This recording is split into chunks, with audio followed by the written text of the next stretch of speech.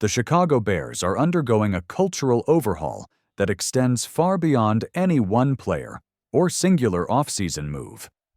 This change is centered around their new head coach, Ben Johnson, whose early influence has already begun reshaping the franchise's standards, intensity, and internal expectations.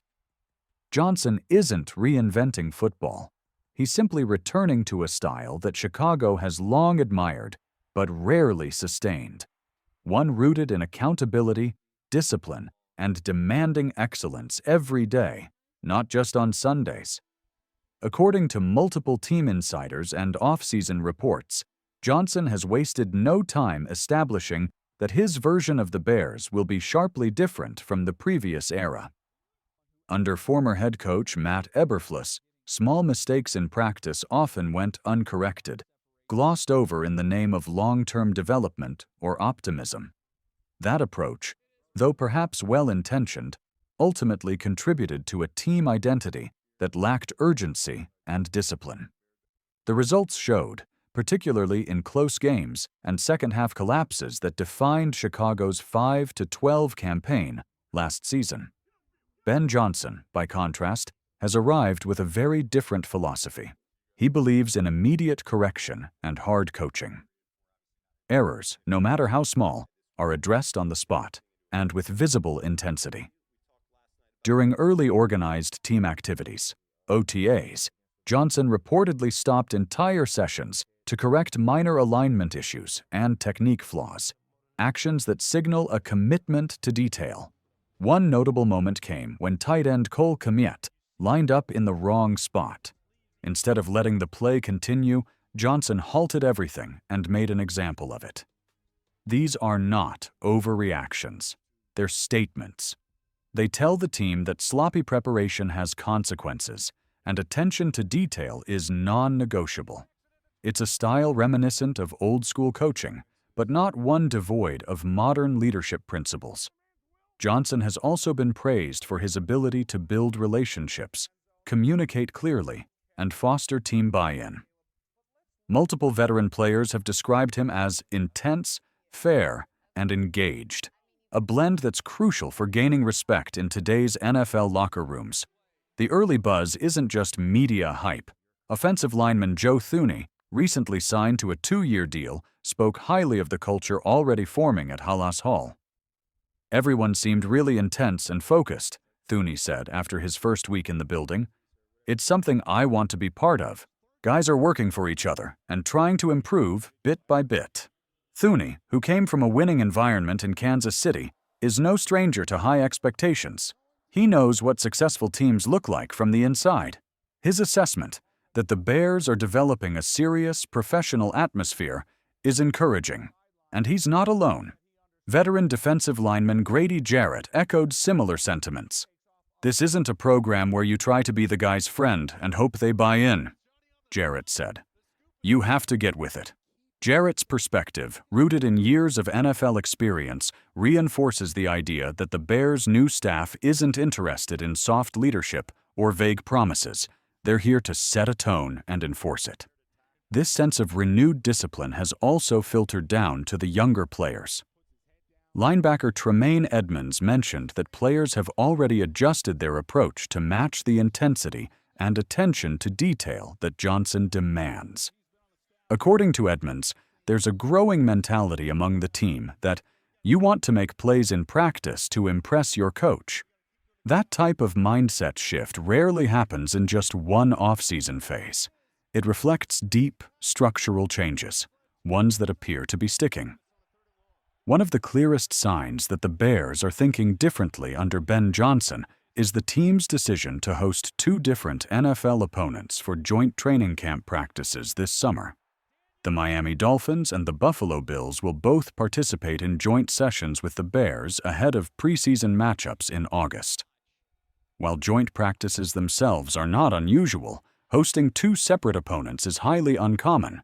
Most teams typically opt for one, at most, to avoid logistical complications and limit unnecessary risk of injuries or altercations.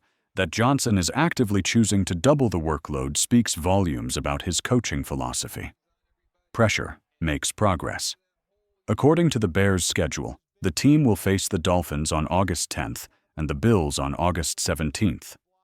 Joint practices will take place earlier in the week prior to those games, likely around August 5th to 8th for Miami and August 12th to 15th for Buffalo. The decision to bring in two different teams was deliberate. It's not about spectacle, it's about creating controlled adversity. Practicing against outside opponents introduces unfamiliar schemes, tendencies, and styles of play. Unlike intra-squad scrimmages, which can become predictable over time, these joint practices offer true live-fire situations for both offense and defense. For a team implementing an entirely new offensive system, the opportunity to adjust to varied looks is invaluable. It also breaks the monotony of facing the same defenders day after day. When offensive players start learning the patterns of their own team's defense, the learning curve flattens. Facing new opponents accelerates development, forces quick thinking, and prepares players for real game conditions. Miami and Buffalo are especially useful sparring partners. Both are playoff-caliber teams with talented rosters and fast defenses. Facing them early will give the Bears an early barometer for where they stand in terms of timing, execution, and resilience. Beyond scheme value, there's also a bit of emotional fuel. Several familiar faces will be part of these practices. On the Bills' side, backup quarterback Mitch Trubisky will return to face his former team. Running back Darrynton Evans and a few others with past ties to Chicago will also be present. Miami features some notable recent Bears alumni, including offensive lineman Larry Borom and James Daniels. Daniels recently joined from Pittsburgh, and cornerback Artie Burns is also with the Dolphins. These personal storylines add a layer of familiarity and competitiveness to the sessions. But the focus remains on development. These joint practices are designed to test the Bears' execution under stress, identify flaws before the real season begins, and push players outside their comfort zones. It's a preseason pressure cooker, and that's exactly what Ben Johnson wants. The shift under Ben Johnson is more than philosophical. It's practical, immediate, and measurable.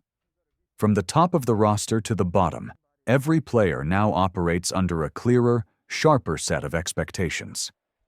Johnson's approach isn't performative, it's purpose-driven. He demands that the Bears operate like a contending team before they ever win like one. Every detail matters. Every rep counts. That philosophy is already translating into visible behavior.